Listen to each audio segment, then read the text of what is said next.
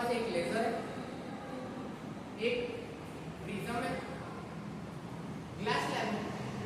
अब glass slab का तो मैंने बता दिया कि ये बेंड होता है, लेकिन प्रिज्म का कैसे?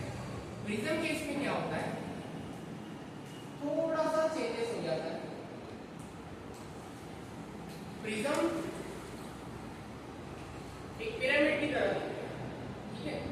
अब लाइट जब यहां से एंटर करती है तो इसका जो शॉर्टेस्ट पाथ है यहाँ पे आपको दिख रहा है, ये शॉर्टेस्ट पाथ। जब मैं लेजर यहां से पेनिट्रेट करूंगा तो इसका पाथ अंदर से आपको विजिबल हो जाएगा, यानी ग्रीन लाइट इधर से जाएगी, अंदर से रेड लाइट का एक पाथ आपको दिखाई देगा एंड इधर से निकल जाएगा, यानी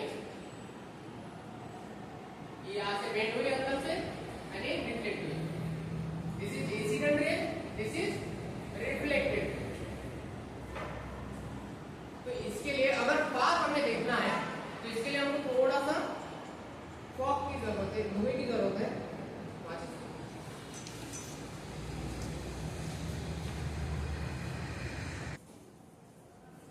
जैसे अभी प्रिज्म है एंड यहां से हम लोग इसका पाथ देखेंगे, यहां से पाथ विजिबल हो रहा है।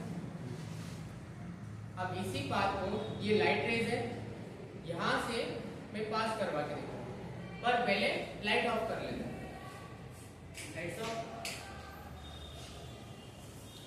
सी दिस इज अ रे एंड यहां देखिए ये रे सीधी जानी चाहिए थी, लेकिन कहां निकल रही है, इस तरफ निकल रही है।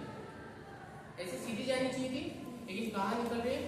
अब इसके बीच में देखो जो डेविएशन एंगल है, ये बीच में जो रेड कलर की लाइन दिखाई दे रही है, ये इसका पाथ है, यानी जाने चाहिए थी सीधे, लेकिन यहां से ये बेंड हो रही है अंदर की तरफ से।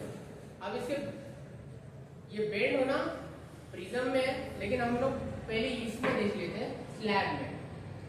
तो स्लैब में किस तरीके से डेविएशन,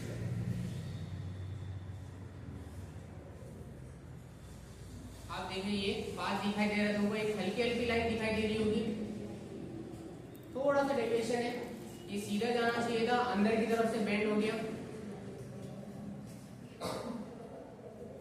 अंदर की तरफ से बेंड हो रहा है, ठीक है।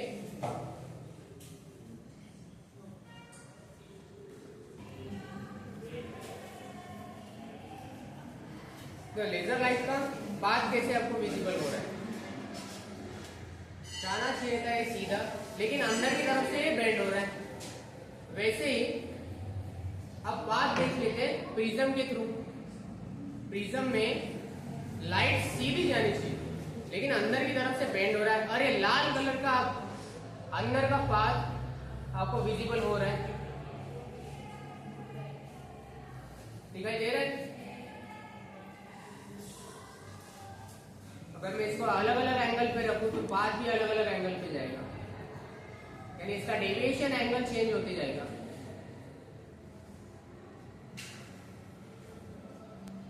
जो बीम यहां से इंसिडेंट हो रही है इंसिडेंट रे, जो बाहर निकल रही है वो रिफ्लेक्टेड रे।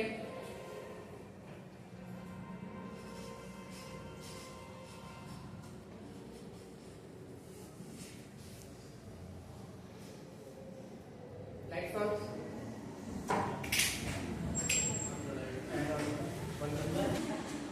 थोड़ी देर पहले हमने देखा कि लेजर का लाइट, ये लेजर बीम आपको अभी दिखाई दे रही है नहीं, लेकिन जब धुआं किया तो उसके अंदर ये लाइट विजिबल कैसे हुई, क्योंकि जो पार्टिकल्स से ये रिफ्लेक्ट हो रहा था, पाथ विजिबल करते जा रहे हैं, जहां जहां लाइट रिफ्लेक्ट होगा वहां वहां हमको वो पाथ दिखाई देगा। अब धुएं से क्या हुआ, जो पार्टिकल्स है वो बड़े बड़े पार्टिकल्स थे एंड लाइट भी उससे रिफ्लेक्ट हुए जा रही थी, इसलिए हमको पाथ विजिबल हुआ। यहाँ पे क्या हुआ, कोई धुआं अभी है नहीं, हमने हटा दिया, तो पाथ दिख रहा है नहीं दिख रहा है। अगर हम यहाँ पे थोड़ा धुआं और कर दे और फिर से ये लेजर लाइट चलाए तो क्लियरली पाथ विजिबल हो जाएगा, इसे कहते हैं टिंडल इफेक्ट। अब एक चीज और नोटिस की होगी, ये प्रिज्म है, प्रिज्म को अगर मैं ऐसे रखूं और इसके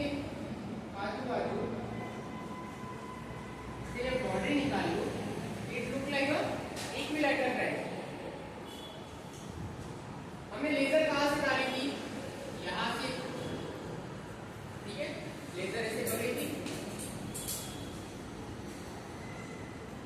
लाइक दिस। इसका पाथ किधर जाना चाहिए था, यहाँ पे सेम वे ऐसे इस तरीके से देखो, सीधी जानी चाहिए थी, इधर से जानी चाहिए थी, यहाँ से सेम, लेकिन ये डेविएट हो गई,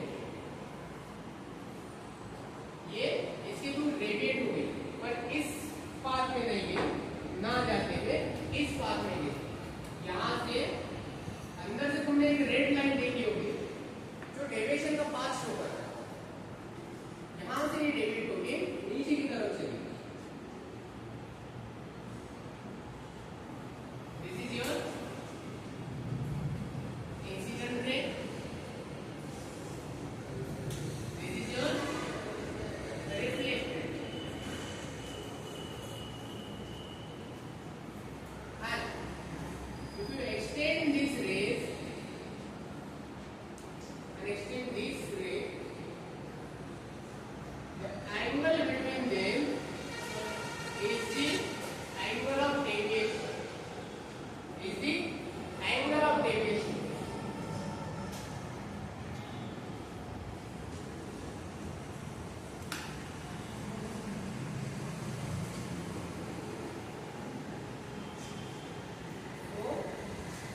इस तरीके से लाइट काम करते हैं।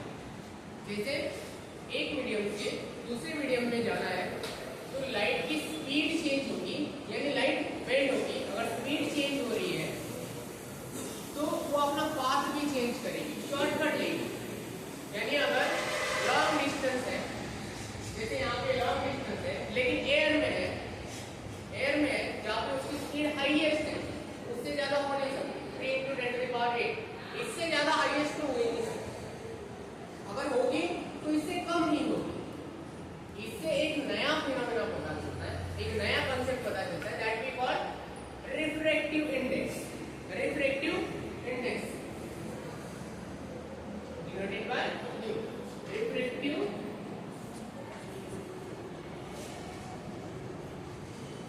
Index. The highest speed of the light is in air or vacuum is 3 × 10⁸. That is denoted by C, 3 × 10⁸ meter per second. Now in any medium, any other medium, its speed always decreases. But how much time it decreases? It shows the refractive index. It means the refractive index of glass is 1.5. What does it show? Formula of refractive index is C/V. V is the speed of light in any medium. In this example, we are giving example for glass. The refractive index for glass is 1.5. And the velocity of air, velocity of light in air is 3 × 10⁸. So after solving, we get 2 × 10⁸ meter per second. That is less than the speed of light in air. ये concept इस तरीके से समझा जा सकता है कि सबसे ज्यादा स्पीड होती है एयर में, अगर मीडियम चेंज करते हैं तो लाइट की स्पीड घटेगी, लाइट की स्पीड घटेगी। अब कितना घटेगी ये इससे पता चलता है रिफ्रैक्टिव इंडेक्स कितना घटेगा। अब यहाँ पे आप देख सकते हो 3 × 10⁸ एंड ग्लास का स्पीड कितना है, 2 × 10⁸ कम है। अब कितना कम है ये हमको रिफ्रैक्टिव इंडेक्स, इससे रिफ्रैक्टिव इंडेक्स पता चलता है। इसको ये दोनों का अगर रेशियो लिया जाए, that is nothing but refractive index, that is nothing but refractive index. Tyndall effect हमने देखा कि बीम ऑफ लाइट पहले दिखाई, लेजर लाइट हमको पहले दिखाई नहीं देती, उसका बाद दिखाई नहीं दे रहा था। जैसे ही फॉग हुआ, पार्टिकल्स की साइज थोड़ी बड़ी थी, वो रिफ्लेक्ट होने लगे एंड पाथ विजिबल हो गया। दूसरा चीज ये नोटिस किया कि रिफ्लेक्शन ऑफ लाइट वो glass prism prism and glass slab, ये दोनों में फर्क क्या है? दोनों का चीज एक ही है, ये दोनों ग्लास से बने हैं लेकिन शेप अलग अलग है। शेप अलग होने से क्या होता है? इस शेप में कैसा है कि लेजर यहां से चाहिए, लेजर इधर से निकलनी चाहिए थी लेकिन थोड़ा सा डेविएट हो गया, उसने पाथ थोड़ा सा चेंज कर दिया, यानी पाथ शॉर्ट कर दिया, शॉर्टकट लिया और वहां से निकल गई। लेकिन इसमें क्या हुआ? इसमें कुछ अलग चीज, यहां से लेजर लाइट निकलनी चाहिए थी यहां से, लेकिन अंदर डेविएट होने के बाद भी थोड़ा सा चेंजेस तो आना चाहिए, लेकिन बहुत चेंजेस आया, ये नीचे चला गया। ठीक है, ये दोनों के बीच का फर्क है।